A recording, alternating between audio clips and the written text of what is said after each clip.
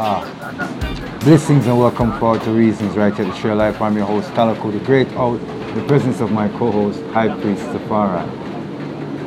Perfect love. Perfect love. Yes, so we actually had to change locations. The rain came down and things got a little bit wet where we are because there is no roof where we were filming the previous video. So our background might be a little bit loud, so we apologize for that, right? Because we're not alone in the space. So this current offering, High Priest, we're going to be talking about Haile Selassie, when he came to Jamaica. The Rastafari asked for a connection with Ethiopia. So, he sent the Ethiopian Orthodox Church with the Abuna Yesehaq, right, to kind of establish the Ethiopian Orthodox Church and the Orthodox Christian faith amongst Rastafari.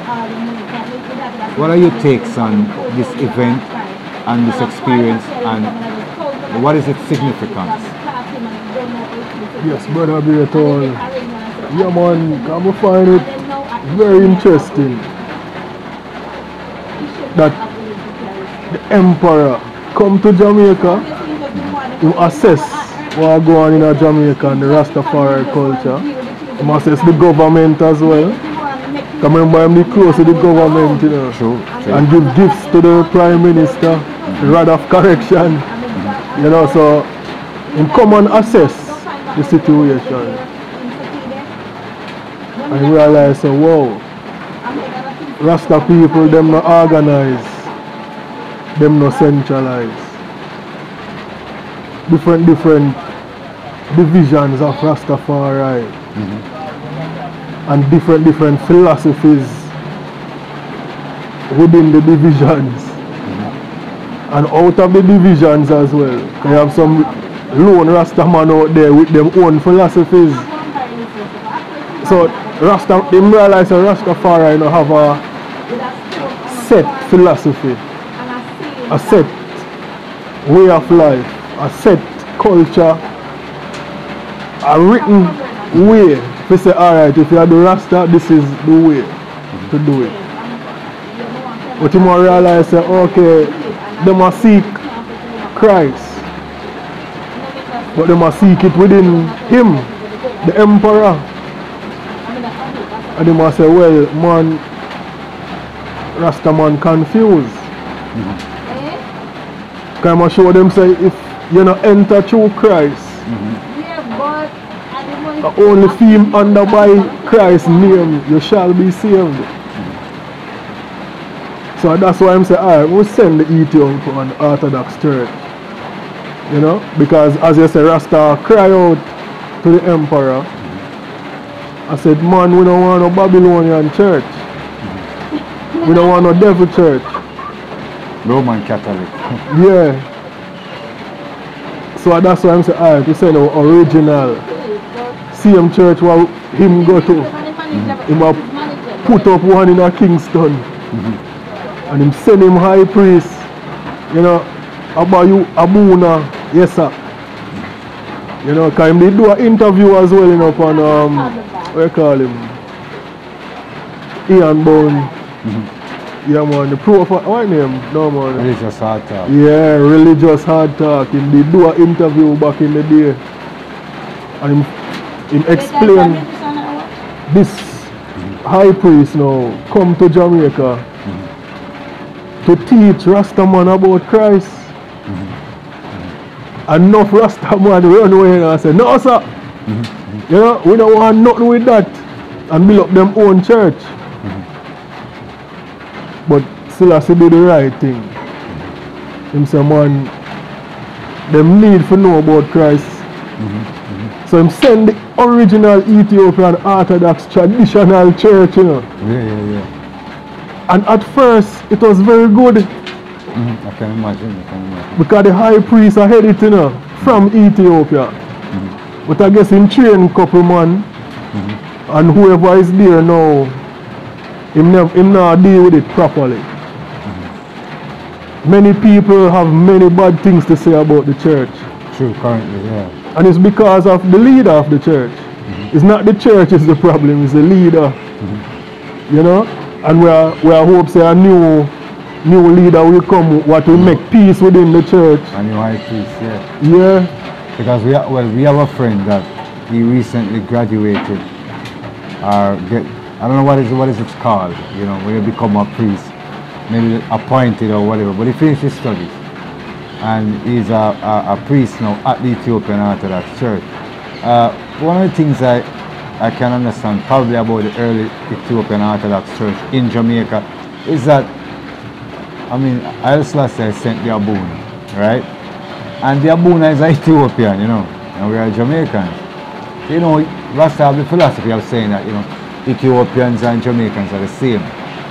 So it's an ideology, but it kind of based in a little bit of belief system, but not actual ethnicity or anything like that.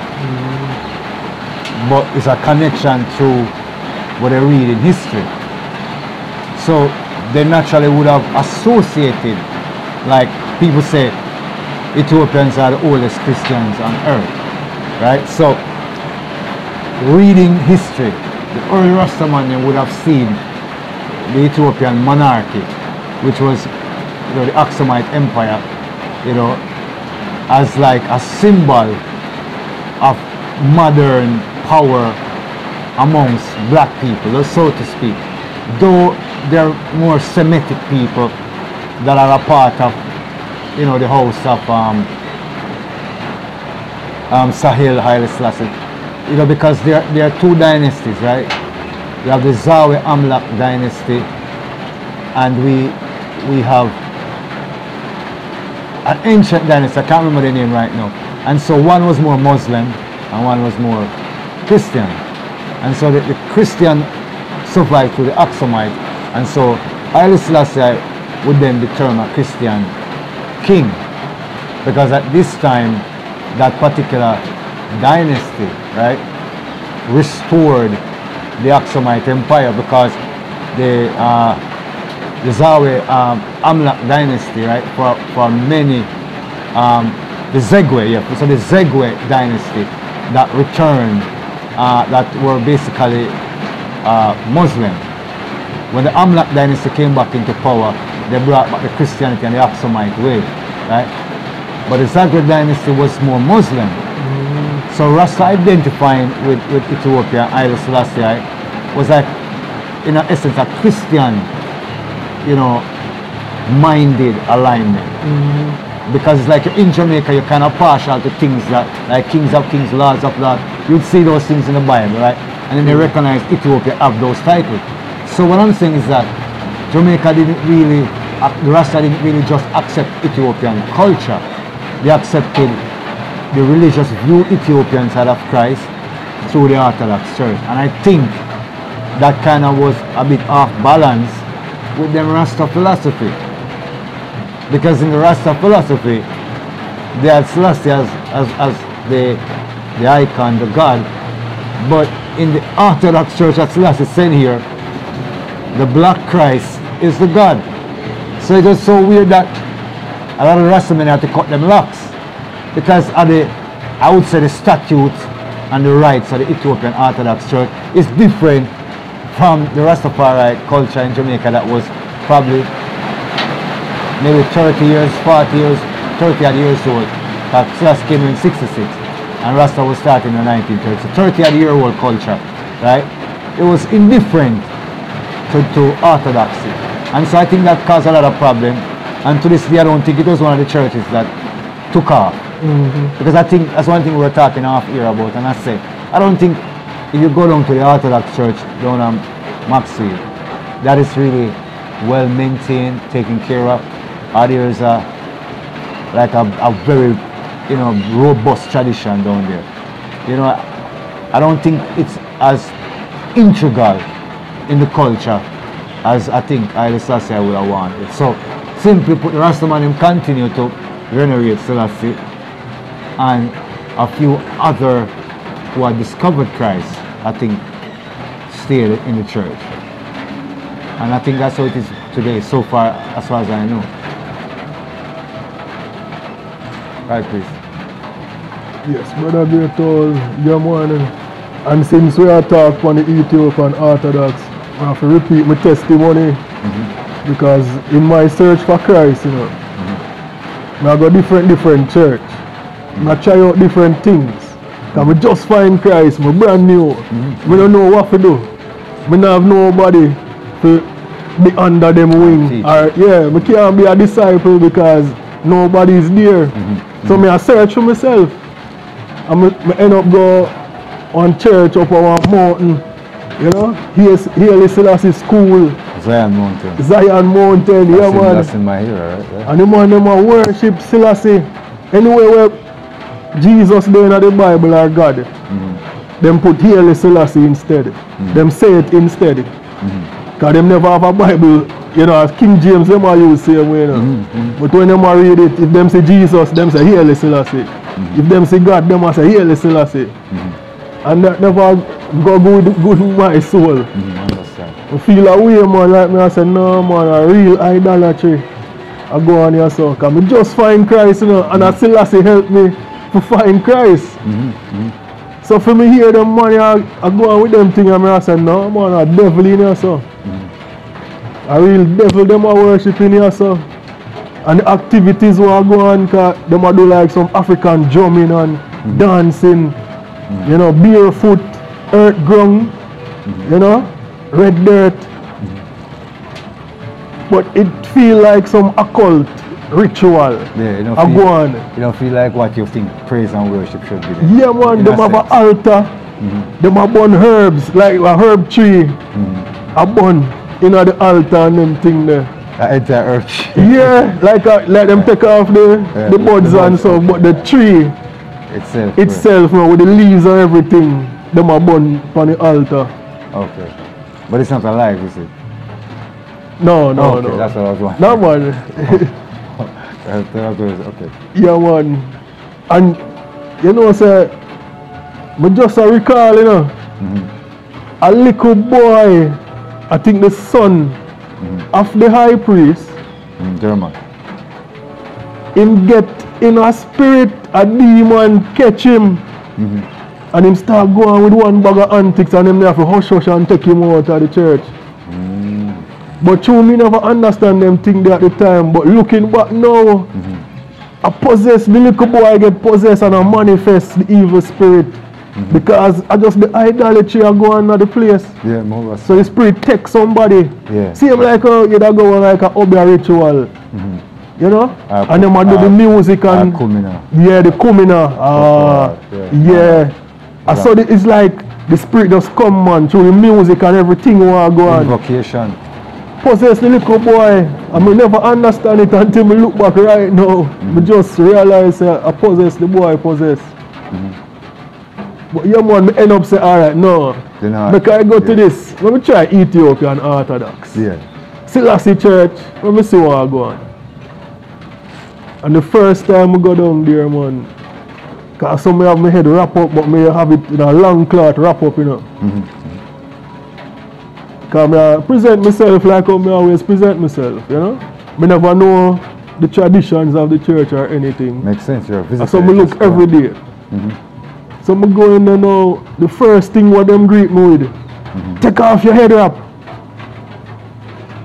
And I say, what? And everybody has start pressure me now, take off your head wrap. Because the high priest are pointing, you know. Him take it off, take it off. From the pulpit. Yeah, him the up at the top of the pulpit, that's a point for me. And then one of the other man them come to me now and tell me what I go on. So if you take off the head wrap.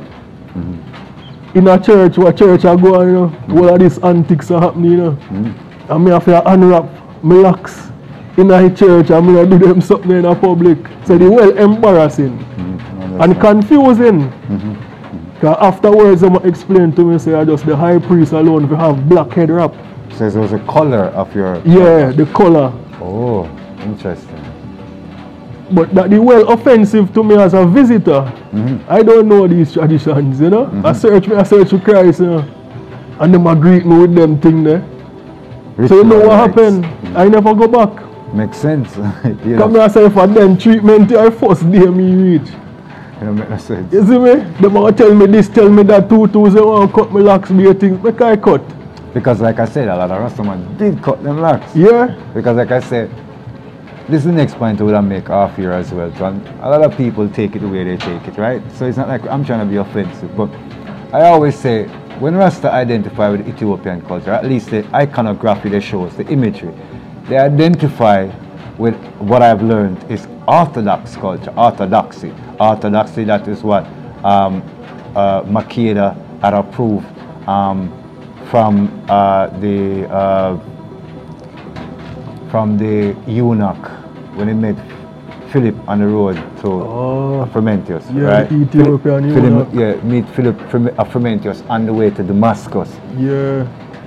When Makeda turned Ethiopia into a Christian nation as like a dictate and a direct order from, the monarchy, the Ethiopian culture, was rooted in what we call Old Testament way of life, because a lot of them already had Judaic practices that was already in Ethiopia before that, right? And many other pagan, so-called pagan or traditional practices. So when she introduced Christianity in Ethiopia and made it the official religion of Ethiopia, Orthodoxy, was not necessarily the first church. The first church was like a Coptic church, which mixed the traditions of what was like ancient, Ethiopian traditions and the modern, Christian traditions. At the time, it was 124 BC. That was before 124 AD. Sorry, that was before any other country in the West could be called themselves Christian. So Ethiopia started that tradition, right? And then eventually the Orthodox Church came along. Now each emperor have a church officially as their church, and so when Haile Selassie got crowned, his official church that he now became the head of the church is the Ethiopian Orthodox Church, right? As a part of the Aksumite faith, or the faith that the Aksumite kept that part of Makeda's dynasty alive, because some parts of Ethiopia have Muslim traditions, right? Have different traditions because there are different nations there. So here's what I'm saying now. Rasta takes the imagery from Orthodoxy, but rarely in Orthodoxy have you ever seen a priest, a saint. I said really because I'm being sparing. I want to say never have I ever seen in Orthodox iconography a dreadlock image. I've never seen one. Where does the dreadlock image come from? Well, it comes from a lot of different tribes. You have the Gullah, right? The Walla, sorry, and you have the Batawe. And so the Batawe priests are more known to be the warrior priests, which have the dreadlocks hairstyle. So a lot of the traditions of the Batawe priests, like how they dressed and how they looked, was appealing to the Rastafari. Because when Haile Selassie got crowned, what happened actually because you got the Coptic ceremony with it, and you have the mix of the traditional. So the Coptic would have been what we call the Christian, all right, and his church was the Orthodox. So it was a mix of all those bodies making the coronation. But also you had the traditional ceremony, and so at the traditional ceremony there were Batawe priests that came from the different tribes that they were from and came into the coronation. And so the iconography got captured in the imagery and photographs that Leonard Howell, that became a part of like the early foundation. It wasn't just all alone, because you had Archibald Dunkley, you had Heber. And there's a Masonic essence to it as well too. But before we even look at that or even factor that in, the iconography of Batawe priests with dreadlocks became iconic to the Rastaman.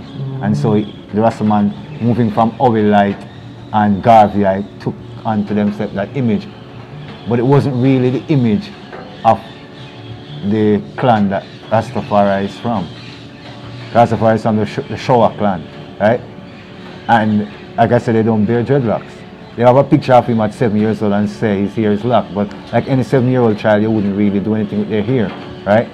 But matted hair isn't a part of the tradition of the Showa clan, the dynasty that Haile Selassie is a part of, So it's so interesting that the Rastaman have that imagery that came from a different clan and a different priest, But Ethiopia have so much different tradition. So now when Haile Selassie send that high priest now from that orthodox tradition to Jamaica, he's not going to appreciate dreadlocks. He's not going to appreciate anything that see more Old Testament Judaic practices than a Christian practice, or a Coptic or even an Orthodox practice. It look more like what we call the Falasha or the Beta Israelite. It look more like we have Judaic practices, Old Testament practices, more than we have, you know, Christian practices. So I think that wasn't a healthy mix, but it was an attempt to show Rastafari the faith that Haile Selassie himself was a part of. Because remember, a person put someone up and venerate them in their own eyes, right? And the founders mix-match information from Hinduism and all these different places, iconography and all these different things. Like they say, Jah Rastafari is like saying Jai Kali, right? Jai Krishna, Jai. We have Indian heritage, right? Aboriginal heritage. So we grew up like understanding that the Indians were there with us, as I have the Chinese, Indian, and Aboriginal heritage, right? So we know that part of that is that when the indentured Indians came here, or people of Hindustan in the modern age called India, came here in the 1800s, right? They integrated their culture into a lot of, you know, what Jamaicans call the Jamaican culture at the time, which is a lot of them were Hindus that smoke marijuana, yeah, them smoke ganja, and then they have dreadlocks too. A lot of people think this is so strange, you know. So the old Hindus here that came here are the men of Hindustan. They are dreadlocks, a lot of them. They smoke marijuana, what they call cannabis. They drank cannabis. And when they're praising Shiva or Kali, one of the things that they would chant in their sessions is to say Jai Kali, right? Or Jai Krishna, Jai, which is to say victory. Like what I said, Jah Rastafari. And a lot of Hindu mantras were taken over into Rastafari, just like a lot of Masonic mantras, chants, and prospectus were taken over into Rastafari, like the paradigm of I and I. It's not unique to Rastafari, right? It is a concept of what we relate to each other in the first person and the second person. It's an ideology of life. So it's not exclusive to Rasta. So Rasta has borrowed a lot of these things. So when Haile Selassie, I thought, no, well, I'm going to educate Rasta people in the faith that I hold. He didn't understand that Rastafari, the people that is, you know, praising him as God, constructed this ideology based upon the guidance of the people who were like their leaders, and their, you know, and it was about trying to have a movement to empower their black consciousness, and it somehow slipped into a religious movement after a while, but it was really spiritual, but really black power. Like you'd have, you know, the Nation of Islam in America, or the Moorish American movement, which he was connected to because he knew Noble Juali, as they would call him, right? Which is another one of these Masonic Boule, what do you call him again? Prince Albert Freemasons, right? So a lot of these religions, just like how you have the white Freemasons forming all these, you know, Seventh-day Adventists, Mormonism forming Jehovah's Witness, Seventh-day Adventists. You had these lodgemen forming these black lodges, forming these religious views.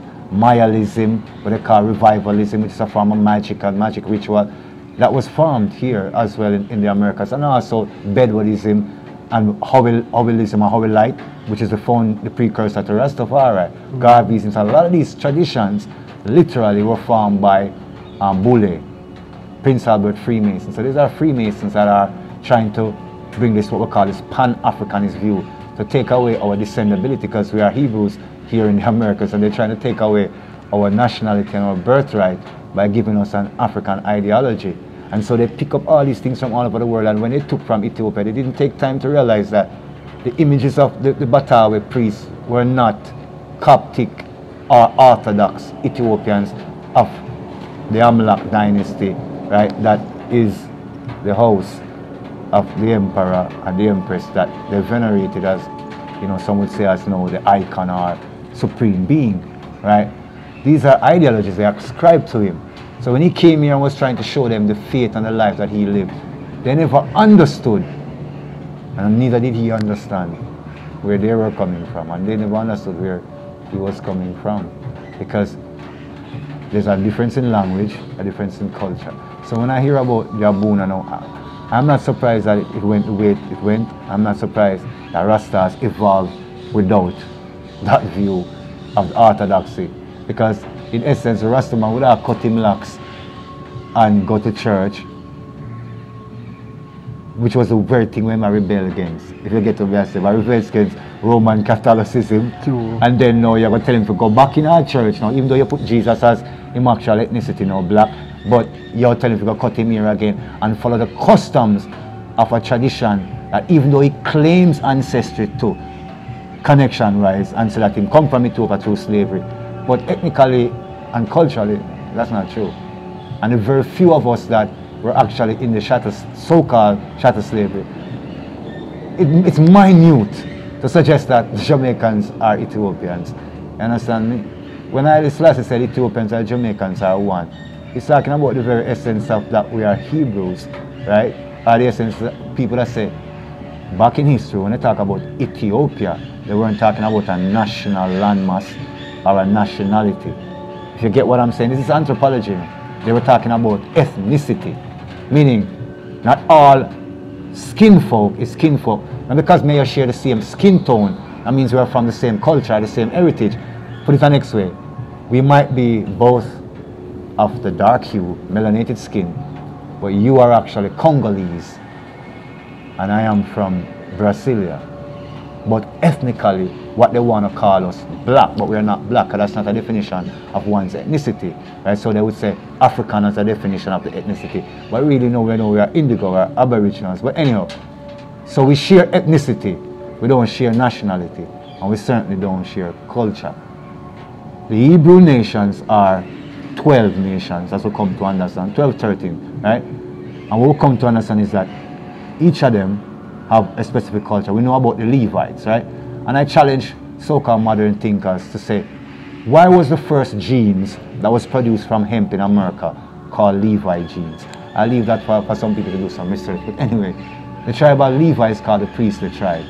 The tribe of Dan and Simeon is called the warlike tribe. The tribe of Yehuda or Judah is called the tribe of the leaders, right? So when they say the scepter shall not depart from Judah, it's actually the tribe of Yehuda they're talking about, right? And other people conflate that with just Ethiopia, but there were two Ethiopias. The Ethiopia that is from Yemen and all of Sudan to now the Horn of Ethiopia, which is a nation state of Ethiopia, right? But back then it wasn't a nation state. It was the place in Nubia governed by the people of Ethiopic skin, meaning sunburned. And there was Ethiopia in Asia, where all the Asiatic tribes were Ethiopic, they were burnt skin. All of the Asiatic traditions are Ethiopic. So, a lot of history is conflated into Rastafari. Some Rastamen know this, so that's why they're not religious. So they would not be seeking for Christ. We know some famous ones that, they're not religious because they have a metaphysical view of life or a historical view. And so people conflate Rasta to be a religious organization. But the truth is, they are more like an organization for black power, and I would say indicative of the times, which was a lot of education that so-called black men had was through Masonic lodges. And so that's where the information came from, that's where they structured this religion from, which mixed all these different traditions. So the Rastaman is more partial to maybe some Hindu perceptions, more than he would have been partial to some degree to the Christian tradition. But then later on, I think some of the Rastamen them took the Bible now as a means, because them say Ethiopia appeared in the Bible, I think 60 sometimes, I think it's the most, right? But you know that a lot of Ethiopia, again, as I say, is the Asiatic Ethiopia. Mm-hmm. It's not the one on the horn what we call Africa now. But anyway, but the Bible shows that clearly. But the Rastaman must have studied at the time, the Holy Lights, they must see Ethiopia, they must think Haile Selassie, them years of the emperor crown. There was a particular husband and wife who actually had went to Ethiopia, because there's no proof that oil was actually there. But there was a man and his wife, I think they were called the Turners, right? I can be stand so corrected. And so those were the people that actually was in Ethiopia, hallelujah. I guess the Spirit agrees, so that one is correct. Those were the people that was actually in Ethiopia that actually was able to secure a photograph of the Batawe priest and bring it to Jamaica, right? And also a coronation photograph of the emperor and the empress. Because you know, so the photograph is very famous, you know the one, coronation photograph. Everybody who know Rasta know that. If you don't know that, you don't know, say you don't know it. But that was literally a copy of that photo that came here. And it was reproduced. And a matter of fact, I think they put Howell in a jail. Again, I could stand corrected, but I know this is heritage and history. They put Howell in a jail because I think they were saying Howell was selling, hallelujah, correct again, Howell was selling photographs of the emperor, and then they put him in a jail for it. Hi, Christopher. Yes, brother, great all. The man, we have to advise, you know, study the emperor, study him writing, because him spend many time I write books, you know, speeches. Study it and highlight the points where it talk about Christ and the Bible to man, because him speak many powerful stuff. Come have the book with the speeches of Selassie, you know, and him speak on every little topic, government, education, you know, everything him talk about. But him always include God, Christ, Bible verses. The man say him love the Bible, you know, him love Christ. But enough Rasta man now go tell you that. That is the problem, you know. The Rasta man them just talk about philosophies and conspiracy theories. Them not talk about Christ and the Bible and how to truly live the true liberty what them are seek. Confused. Blind and lead blind. You know, as you said, the public figures, them have them own agenda, them blind. And you cannot take leading and say guidance from a blind man. Wanna know the terrain, you know? Him can't see. So you cannot depend upon a blind man. You know, man with philosophies what not align with God and the Bible. For it not align with antichrist philosophy, you know. Like a devil thing that, and a many Rasta man a chat devil thing, anti-God stuff, like what me used to. You know, me not point finger. Me used to stay so. So we're part of the culture. We were a part of the culture. Yeah, cause in a research for truth. You know, when I say African, black, you know, and we find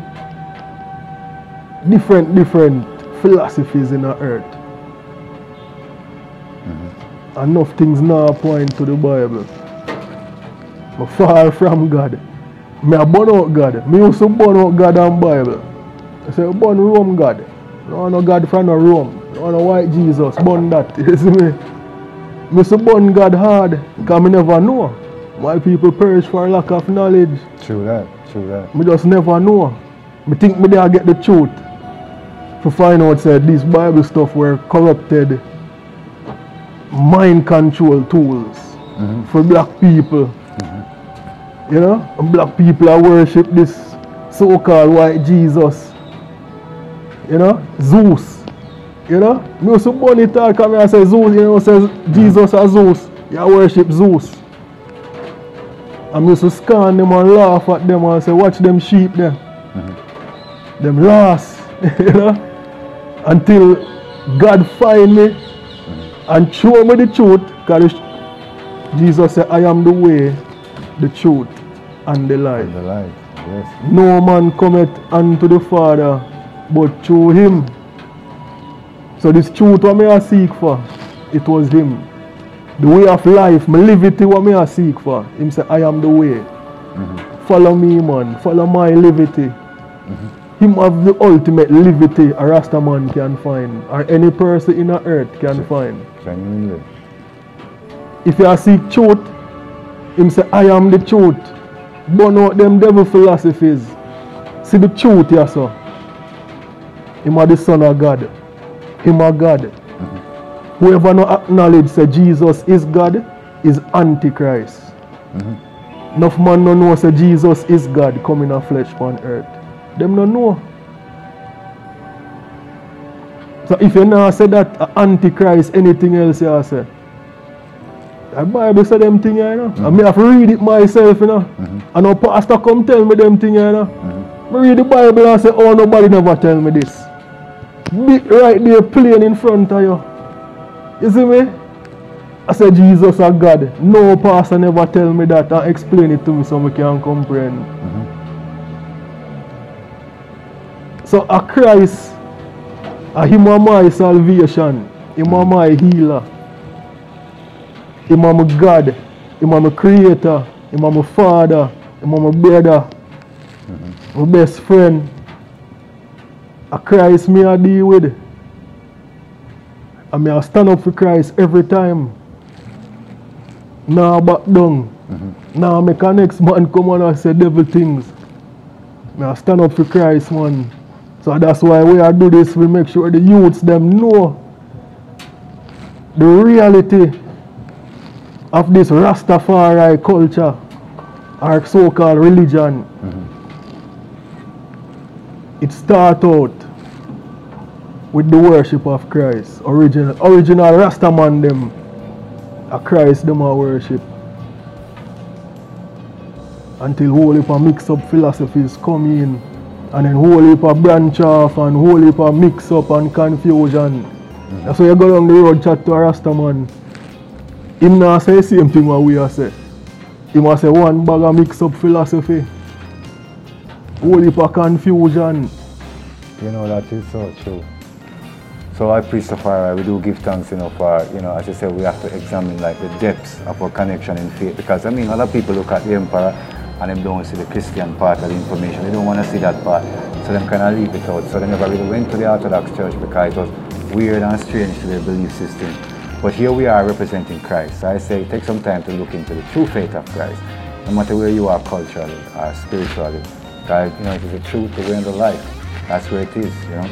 Until next time, it's been Talaku the Great Owl in the presence of my co-host, High Priest Tafari, right here, Reasonings That Share Life on Selah Media, right here on YouTube, reminding you to like, share, and subscribe. Yeah, this Selah Media experience, right? Remember to support the Wisdom Mini Healing Therapy sessions with yours truly and get your therapy done, as well as, you know, you can call me to get some personal therapy support. Our retreats, we have a lovely couple, a family actually done recently. So I want to give thanks to Maki Johanna and the entire family. Blessings and love. So book your packages and come out and, you know, have the experience with us here. So until next time, remember your perfect gift of the Most High God. Continue to be the gift that you are. Perfect love. Perfect love.